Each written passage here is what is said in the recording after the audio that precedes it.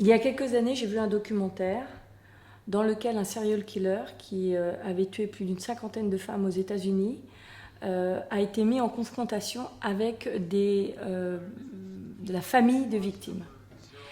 Et j'ai été extrêmement marquée par le fait que l'ensemble des familles, pères d'eux, frères d'eux, sœurs d'eux, etc., qui intervenaient pour parler face à ce serial killer, évidemment, l'ont pourri, quoi, pour dire les choses clairement. Vous êtes un déchet de l'humanité, vous êtes un fils de pute, vous avez gâché notre vie, vous êtes de la merde. Enfin, vraiment, il s'est fait insulter.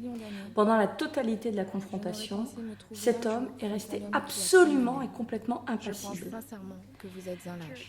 Jusqu'au moment où une femme, qui est quasiment arrivée à la fin, dont la fille avait été assassinée par cet homme, lui a dit « Moi déjà, je voudrais vous remercier de nous avoir affrontés.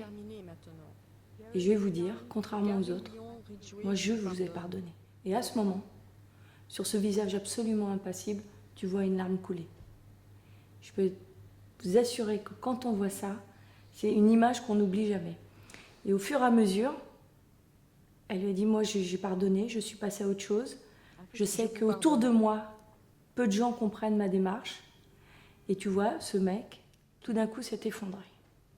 Évidemment, ça a mis quelque chose dans ma tête que je n'ai pas su analyser. Des années après, je suis allée au Canada et là, j'ai vu qu'on parlait de justice réparatrice. Qu'est-ce que c'est la justice réparatrice?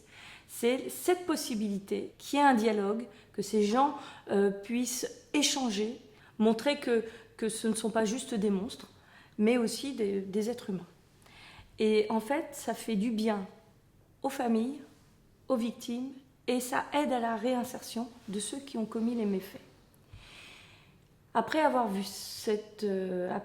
pris connaissance de ça, il y a déjà plusieurs années, je me suis dit, voilà, j'ai envie de travailler sur cette thématique. Et naturellement, je me suis tournée vers Gérald, avec qui j'avais travaillé et fait plusieurs documentaires, qui lui connaît très très bien, parce qu'il faut aussi une connaissance de ça, du milieu carcéral, du milieu de la justice, qui lui avait une grande expérience de ce milieu.